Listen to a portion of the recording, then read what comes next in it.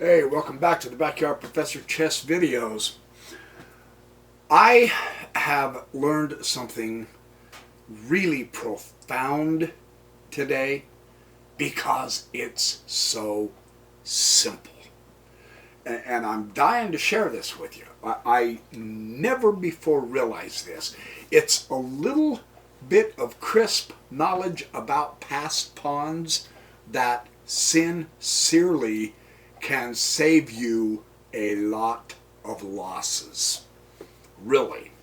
I get this out of Jeremy Silman's Complete Endgame course.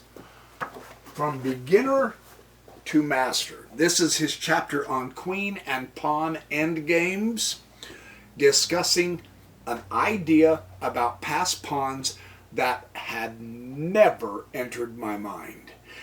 So often, what we use, tactics-wise, strategy-wise, in a game of chess, the rules that apply in the beginning and the middle game are flipped almost, as it were, backwards when you get to the end game. And this is so important to understand. What I'm excited about to share with you is simple. Yet it's deeply profound. Its logic is perfect because of the way the rules of the chess pieces and their movement works. How we capture, how we win and lose based on the rules of chess as it has evolved from the ancient Indian game of Chaturanga. I believe that's how you pronounce it. Chaturanga, whatever it was called. 600 BC approximately, back in the axial period according to Carl Jaspers, but that's history and philosophy. I'll get some videos on that eventually, someday maybe, if I can quit studying chess. This stuff is so cool to study right now. Let me show you some very simple ideas that you need to get, and I need to give you several different illustrations to get this. Here, and it's a kingless diagram at this point. We're not playing any game. I'm just simply showing you a basic logic that we must comprehend. Really, it is vital. I had no idea about this. No kings. He's just showing us a passed pawn with a bishop of the opposite color and a bishop of the opposite color. And the black bishop has blocked the white pawn. In this situation, it is impossible to break that blockade. The pawn will not queen. It can't. Okay, that's the first logic with the bishops. And this is just the principle. Don't worry about whether there's kings or queens or other pieces. That gets told later. For now, we want to strip this down to its core to get something deeply profound. With bishops, you cannot unblock the pawn. There's just no way to unblock the pawn and get it in. Because the second you move that pawn, the bishop takes it. It's irrelevant whether this bishop can take the bishop or not. The point is, with bishops, no matter what happens, the pawn dies. You see that? Okay. When we go to rooks, it is the exact same principle. The pawn cannot advance with rooks or with bishops. Now that's fascinating. I'm just showing you the bare core outline to give you the overall principle here that shocked me. Maybe you already know this. I did not. I was pleasantly shocked out of my gourd when I saw this demonstration. With knights, you cannot get that pawn unblocked. It can't happen. So with bishops, rooks, and knights, you can blockade a pawn and it won't queen. If you have just a king and a bishop, and there's a pawn, a king, and a bishop, you'll never queen the pawn. With a queen, and I'm going to read this because I want to make sure I get this right. I know you hate it when I read out of the books, but that's too bad because I'm not that smart. Here, you can unblock that pawn so easy it's embarrassing.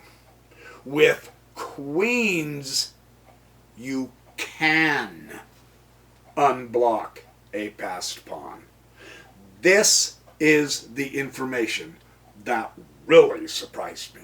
You can't with rooks, you can't with knights, and you can't with bishops, but you can with queens.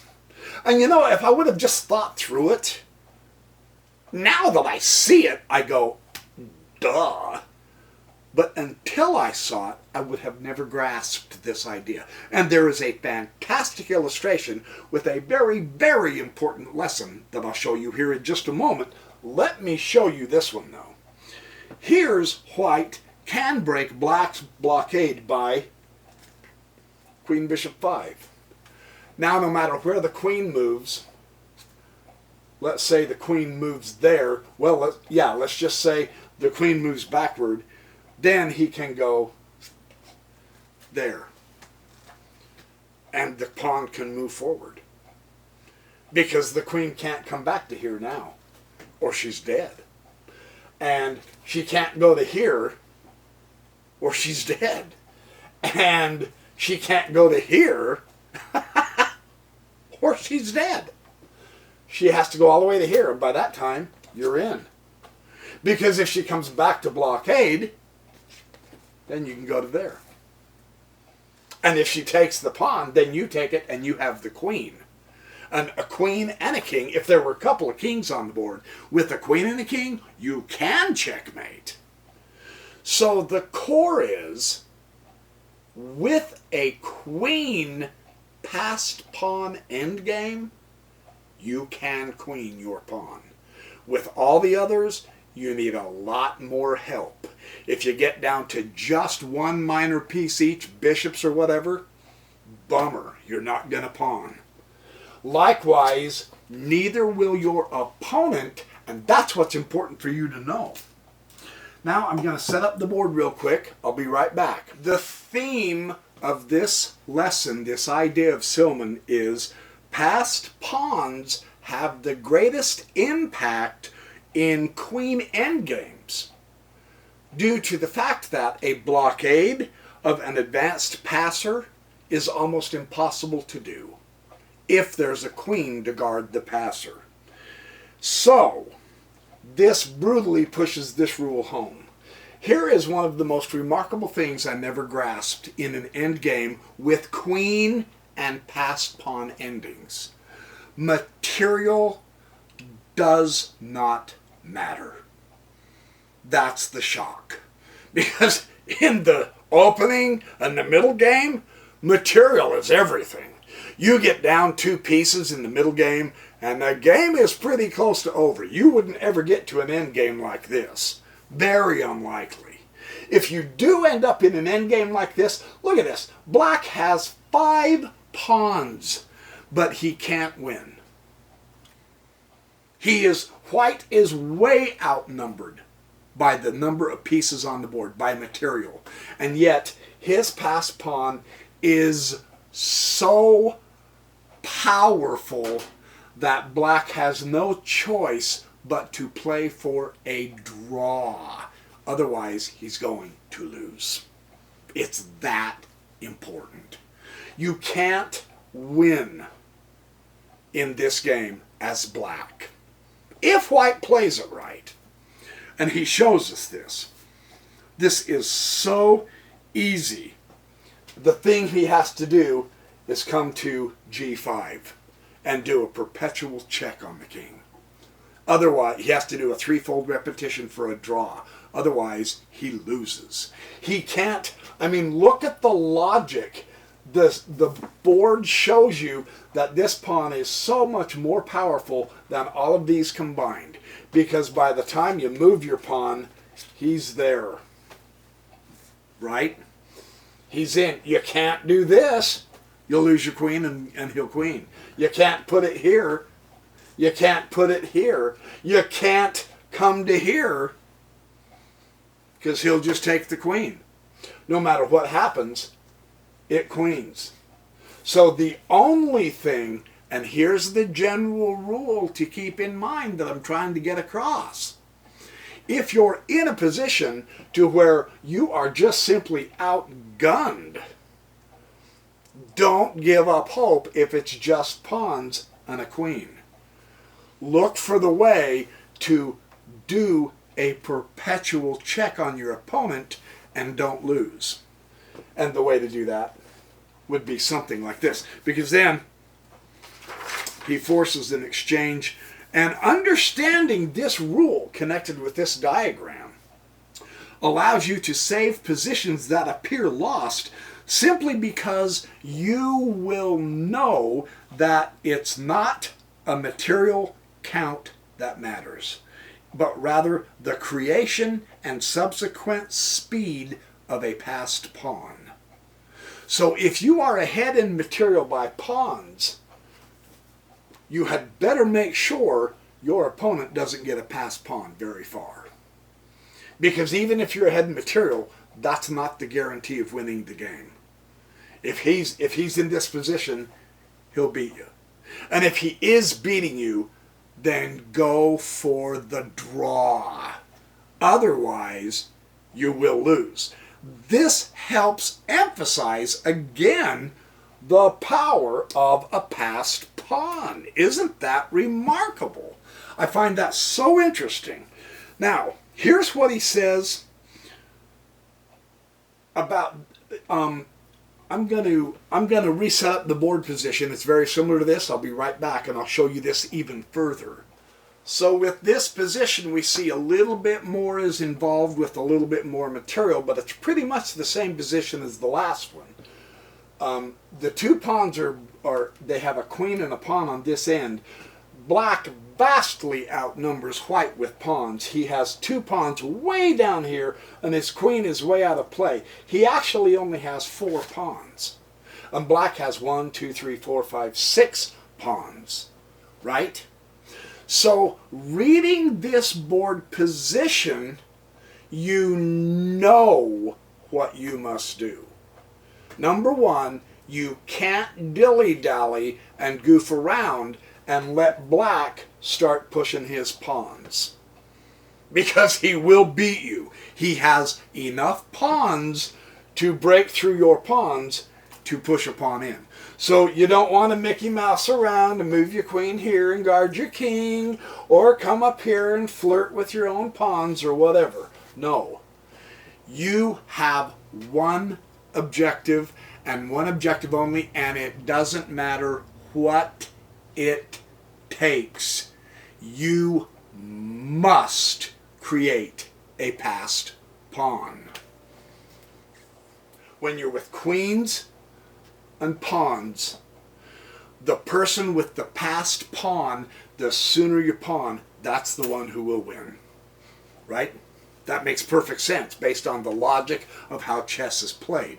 So what is white to do in this case? Remember, he must get a passed pawn. So this tells you what you're not going to do.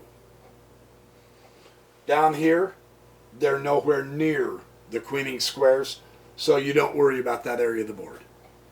Up here, you've got pawns close, but there's a pawn and a queen in the way. Yes? But you have to create a passed pawn no matter what. And here's how you do it. Queen d4, check. Yeah? And now king goes to g8.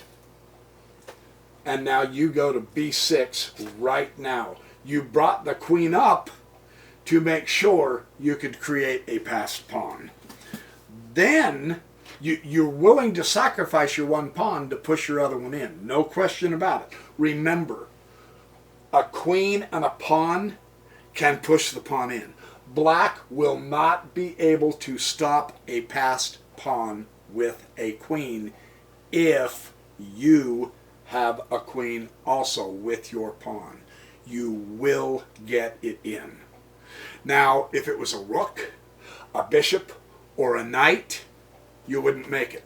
That's where you would attempt to play for the draw as black. There's your hint. So you know, as white, create a passed pawn, use your queen, and help it get in. You can do that. This is the information I did not realize. That is so interesting. A will take the pawn. Yes? Now queen comes across to A4 behind his passed pawn. Absolutely. Queen comes to A7 to blockade the pawn. Yeah? Queen goes to E8, check. King comes to G7, and now queen comes to C8. You see what's happening? The queen moves in for the kill or the flight of the black queen. It's very interesting how he does that. B5, he'll push the B5. So he's going to play for perpetual check on the white king is what black is doing. He realizes, uh-oh, he's going to get the pawn in. So I have to hurry up and get my queen down here and start checking that king non-stop. Otherwise, he's going to queen the pawn. How do you know that? Because this is white's next move. No doubt about it. He had to open up the diagonal or he was going to lose his queen. Right? So, queen takes F2, check. This is how black avoids the loss. King to H1, and now queen takes G3. You see how that's working? So, 6 pawns to 1, and yet black can't win. He must play for the draw. That's the other piece of information you really need to remember and keep in mind. You cannot win this game if you're black. And you have a vast majority of pawns. Irrelevant because of that pawn right there. You cannot let him queen or it's lights out for you. So, play for the draw. Yeah, you can't even swap queens and think you're going to win. You're not, because you'll have the queen right back, and you'll be queenless for the rest of the game.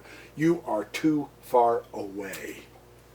What an interesting concept. I had no idea this would have been the strategy.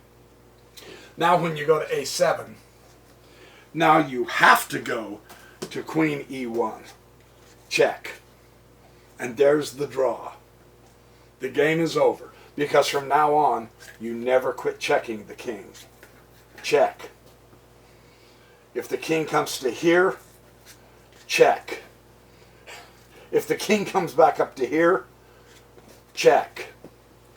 If the king comes back to here, check. You keep checking the king, no matter what. And that's why you draw. So that's the strategy. Sometimes it's better to play for the draw than the win. Because in this case, black cannot win. But he can draw and save half a point in the tournament game. White, on the other hand, the moment black messes up and pushes a pawn, he's in instantly. The second black quits checking your king, you're pushing your pawn.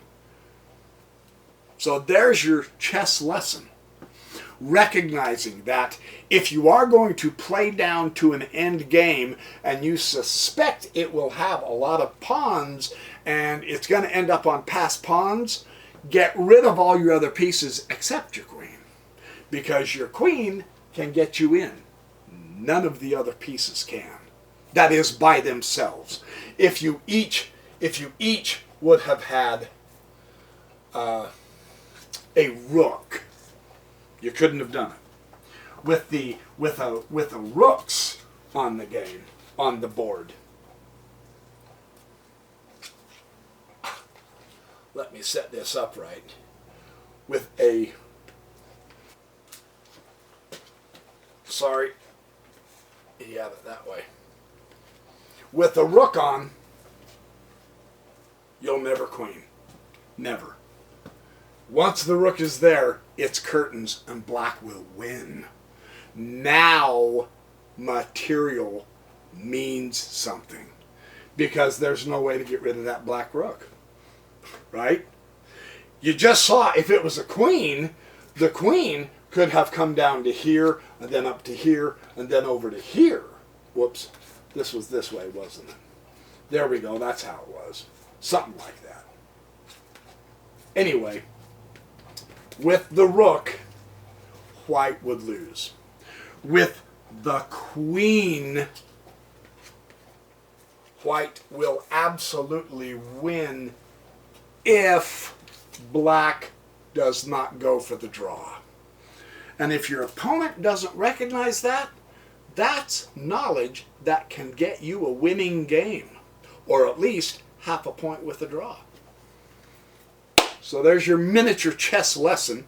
This is a short video this time, but I'm on the principle of pawns, mostly passed pawns for the last few games, simply because they're such an important subject in the game. So, happy chessercising, happy checkmating, be good, be happy, do well, have fun, thanks, and sorry about all the lengthy video of all the wilderness and wildlife. I'll try to tone that down a little, but I love the beauty of the world. I don't have any more right now for these videos, but I'll get some more later. So, you guys be good and don't stay up late. And if you are staying up late, at least make sure you're watching chess videos. That way it'll justify you being sleepy in the morning. Hey, what the heck? See you next video.